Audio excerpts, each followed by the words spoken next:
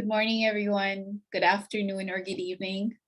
It's really an honor to be here. And apologies, I'm recording this out of time because I'm not sure if I'll wake up really early. I'm in the UK at the moment and have been here since the COP26 in Glasgow. And with flight changes and also typhoons that hit my country, um, I'm still not able to go home due to the power and water shortages. But I'm really grateful that the REGEN-Nations team this year has invited me to share about the vision behind it, why we put it together, and why is it different from other courses. And yeah, and I'm happy to try my best to do it, and I'm really trusting the rest of the team are actually able to share, their own personal experience and their vision. So I'm really grateful to be one of the people to invite you and welcome you to this taster course. And so again, I'm Sarah Queblatin. They probably introduced me, but just a little bit about myself and how I joined this movement. I used to work in art therapy and psychosocial support, and I was able to assist one typhoon related flooding experience in the Philippines in 2011, and I felt there was something missing in the interventions, and I was also looking from a deeper questions about why do these crises happen and what solutions can we offer without the same factors that caused them in the first place. Um, Prior to that, in 2009, I also started my own organization called Green Relief. Back then, it was just a volunteer organization, and we we we try to understand like how can we respond to relief efforts without the same plastics or as the factors that cause the climate emergency in the first place. So more pollution causing um, problems. And so my own inquiry has been how do we change the narrative of the way we change? How do we address a broken system without the same broken solutions? And it invited me to look into the eco-village movement, the regenerative movement, the permaculture movement, all all of them, the transition town movement, they're all like within the banner of the regenerative approach, which for me has been like steps ahead of the NGO movements or institutions that are trying to create change, because the beauty of it is that you actually live the experience. You're actually changing from and applying it with your lifestyle. You're not just planning and doing and working on a project and aiming for, log frame deliverables and targets, but you're actually living it. For me, that really excited me. Of course, I moved to an eco village in the Philippines, and I also I moved out because I inherited land, and I'm still trying to study if I should work on this land. But in the end, it also led me to work with communities that are in transition after disasters and displacement, and how can we rebuild and create new systems in the process. And that led me to really continue representing Jen and the region in the climate talks, to also support and how we can scale, the best practices of what we're already doing in the region. There's so many best practices, and this is also why we thought, how can we invite the wisdom of those already doing this work in the region from the Asia Pacific, and really integrate that in the curriculum of the Eco Village Design education course that the Global Eco Village Network and Gaia Education has been developing and delivering over the years. And so so it's been a privilege and honor to develop this with Genoa, and also with our co-creators Trudy Jurians and Alkin and Hemau last year. And it's been a really good run that we prototyped it, and it's really nice that this year we could scale it again, and invite a new cohort to join us under the leadership of an amazing new team as well. And you'll meet them today. So I'm really grateful to journey with you. And I'm gonna share my screen just to introduce a little bit of some of as why we're doing this. And so REGEN-Nations, where the word region is like regenerative, and then nations is like, we also, instead of countries, we recognize nations as like, depends on how people define nations. And also it also sometimes is being used by indigenous groups, and it's also gives a little bit of autonomy in some way. Our hope is to bring together change makers to design together and learn from each other in the next 6 months. And I shared with you my experiences mainly in disasters that invited me to look into a holistic experience.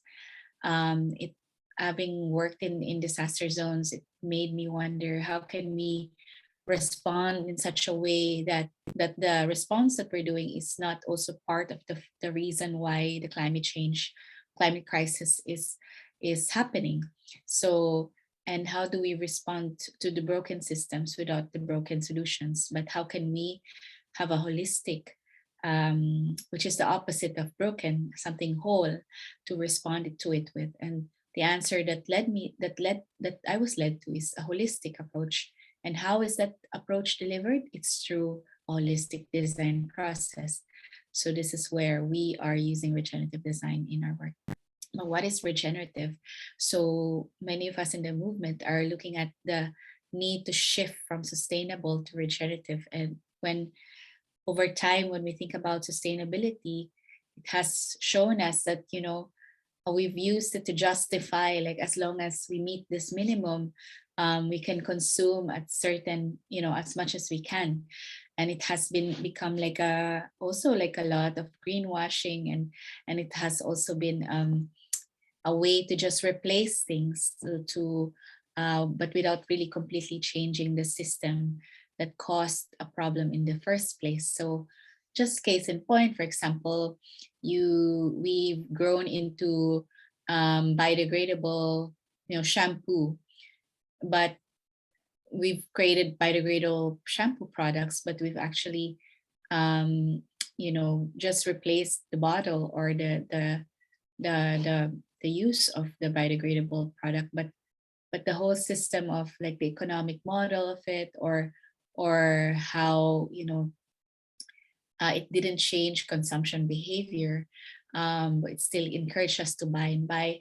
It's something to think about, like, how far can we go to really change the system? Are we just replacing it, like plastic bags with eco bags, but then we still produce a lot of eco bags?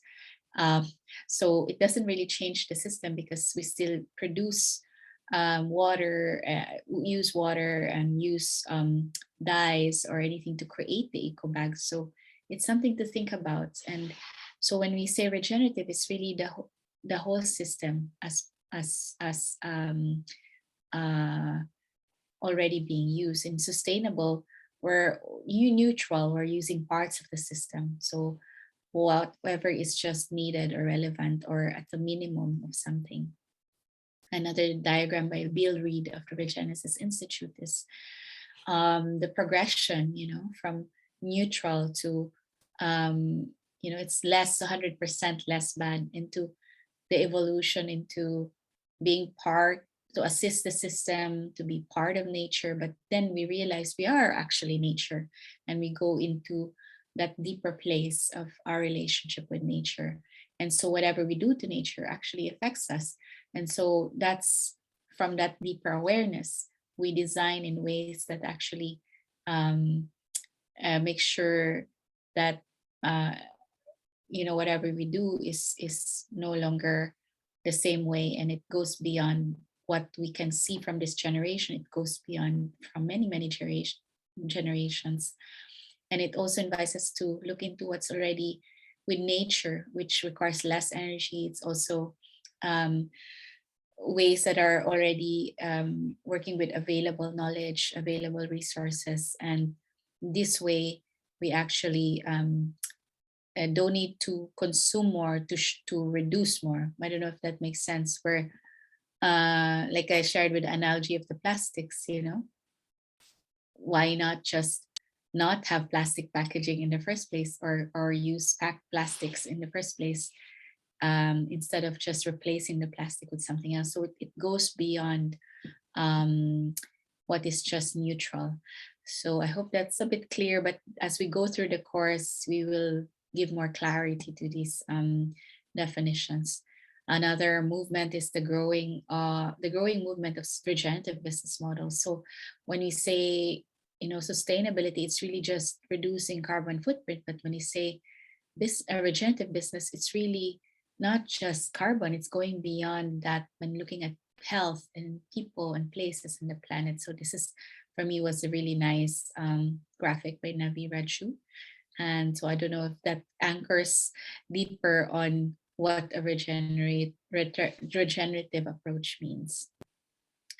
So right now we are in this, post-apocalyptic scenario, or at least we have the choice to whether that scenario goes through, continues, a burning world, a flooding world, a conflicting world, a world that's full of conflict, or a world that can be a thriving way of life. So we are in this crossroad. We are in this poignant, important time where we can make this choice. We have the tools, we have the learnings. How can we apply them and create a more thriving future for all of us and the generations to come? So REGEN-Nations, we wanted to honor that there are already existing wisdom and knowledge in the region, that it's not about a future that we still a new, it's not something new, it's actually a new but old story. And for us, we were really inspired to design this lab and journey where we truly honor like the wisdom traditions of Asia. So like last year we had the like someone from New Zealand, a Maori elder, to share with us what is a donut economic model from the Maori worldview. And as we know, the donut economic model is really, becoming a trend now. It's becoming important now. But we also want to bring back like what is the original donut and original circular economic model, and how can we be inspired to also look into our indigenous worldview that has been the inspiration of many circular models. And I'm also inspired that, like we had an eco-village in China shares about how they apply Confucian values in the community living, and how, without even saying it's Confucian teachings or about Taoism, but just the way they applied it based on um, their relationship with nature, and in ways that honor, bring about harmony and balance. And then learning about how come a lot of mindful markets and enterprises have sprung up in Thailand and Vietnam, and maybe it's about the Buddhist culture and how they have influenced these mindfulness in the economic models that they're doing with, in application to agriculture and social enterprises. So this is just an example and just a core of, the spirit of why we brought it together. Of course, we also want to acknowledge that many nations in Asian Pacific have been colonized. So we also want in some way to decolonize, in ways that are not to kind of go against the mainstream regeneration, but also to just invite in that there and acknowledge that there's been already original knowledge and regeneration, that we it's already embedded in our culture and our worldview. It's already in application by many of the practices in the region. And so we want to highlight that through the speakers and the mentors who are part of this journey. So last year we had this amazing cohort. I would say they're peers. They are our own, our own teachers ourselves, as we also learned along the way from them. And we are so grateful that they joined us last year. And we had different projects that came out of it. And we had like, 11 countries involved, 16 teams. We had several facilitators, and we had 9 project prototypes. And then we had seed funding, a small seed funding for them.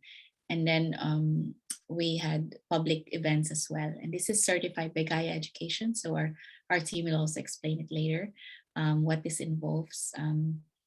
And so, yeah, the uniqueness of this is a whole systems approach. So I don't want to compare it to others, because I feel like that's also like trying to take people away from where other courses are. But from our perspective, I believe that a lot of the some learning tools probably out there, or innovation labs mainly, are focused on, some one or two or three of these. And from our lens and experience is that, how do we design with all of these together, and what are ways to um, uh, find the relationships and the strategic entry points, and to design a project in application, and how do you actually lead this as well. So those are many levels of intervention there. So we're hoping to prototype innovations. So we do know that innovation comes out of uh, something that, you know is a solution, but how can we evolve that solution based on the new realities we're facing, and how to improve an existing system, and how to fill the gaps in a system. By prototyping is, we're really going to be um, creating a new system in the process, a new design that could help evolve or address issues that have, that may be challenging to solve, right, in a way that we've been trying to do it before. um, it's also, yeah, as I shared with you earlier, it's bringing the voices from the region. So we have several key resource people that I will, let me share that in the other, we'll scroll to the website. You will see like um, different um, different resource persons here, that, people who from India, from Nepal, from Sri Lanka, um, justice peace workers, bringing in Buddhism, and Buddhism, a Buddhist lens to activism, or learning about how you work with farmers in Nepal. They work with farmers in Nepal and empowering the farmers there. Learning about sociocracy and holacracy from Shami in India, and then peace building tools from how the Shani has done it in Sri Lanka. The cultural dimension invites us to look into the different worldviews, and how we rethink our relationship between our health, our personal health, our community and planetary health. So we're working with deep ecology, a holistic doctor, also look into the indigenous food systems that are already in place in the region, and how do we bring that back into our diets. And then we are also looking at what are the worldviews of indigenous peoples that could help inspire us, that restore our values, that have been ways that actually can regenerate, have regenerated and can regenerate our social ecosystems. And in ecology dimension, we also use a lot of permaculture work in the region, because it's so holistic. It brings together our relationship to the landscape, our relationship to the people, and how to look at design, and designing with nature to bring us the human needs we need for food, shelter, water. And then we have analog forestry, to look into a deeper design with the landscape. And then look into regenerative agriculture, which, has been really a growing solution that needs to be scaled now to absorb as much carbon. We're also wanting to learn about appropriate technology, and how can we use technology as an adaptive, to adapt to the changes and the limitation of resources that are especially existing a reality of many global South nations and also climate vulnerable nations. And so we're also from economic models that are social enterprises, looking at the donut economics I shared with you earlier, how organic farms and markets, can um, can self-organize and design their economic model that's really honors the um, the work of farmers, and also show and model that you know it it can be a sense of abundance, and a shared profit system, and how a market system and a platform can help people exchange and build relationships across good and fair, um, uh, ethical products and enterprises.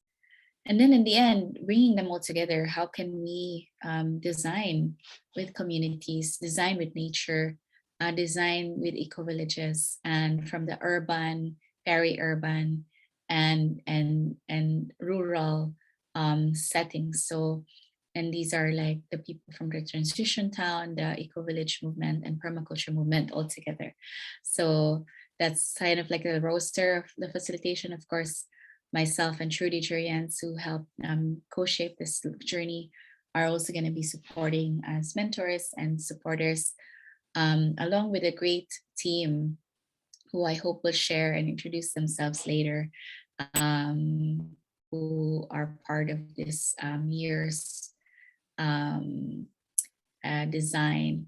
So just to close, uh, just a way to invite you. This is 4 dimensions of this journey. It's learning together with from the experience of different people in their fields, learning from each other. We're learning across the peers. We're going to learn from those joining as well, because we also know you're not coming in with something you don't know yet. We actually invite you to share what you already know, and how can we learn from you and come up with projects together if that's even possible.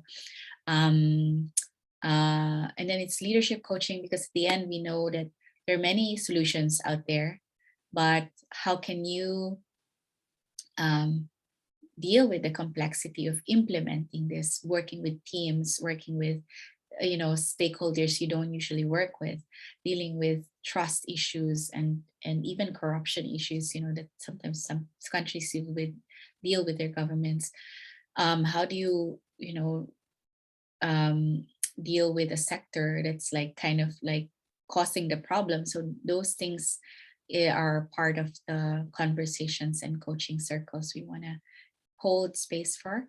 Ecosystem building is how can we support you in building an ecosystem of collaboration in your part of the world and within your project, so that you can have, you're not just focused on your own project, but how can your initiative bring together different stakeholders to deliver your project with more impact, because you're coming with collaborative in collaboration with others, and from different dimensions of a system, so that you can do more rather than if you're just doing it alone. And it's prototyping, so we now like kind of how you bring together the elements of a project, and being able to design an innovation that can be implemented after this learning journey together.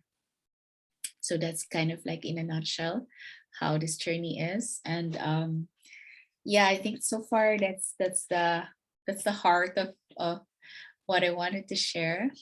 And then we hope that you can join us in the course. We are very excited because, well, partly because we're able to run this across many countries without traveling. But at the same time, we're inspired because there's so much that maybe needs to be done, and but we can't do it alone anymore. And so with what's happening now in the world, the digital space has opened up more opportunities for collaboration and cross learning from different parts of the world. So it's actually exciting to have that rich um, knowledge across different experiences and contexts. And so that's also what's inspiring for us. And of course, it's also inspiring because maybe it could be one of the ways, like a lighthouse for the very, very challenging time many of us are facing now. And so maybe in this next months we could kind of look into looking out for each other and being able to support each other, go through this, the climate emergencies that's intensifying, and the COVID-19 pandemic that's also adding up to the complexity on top of the realities we've already been facing in our parts of the world. So thank you so much. I hope that was a good introduction, and I'm looking forward to supporting further questions later on, and in support of the great team that is holding space for you today. Maraming salamat and thank you, and until we see each other again.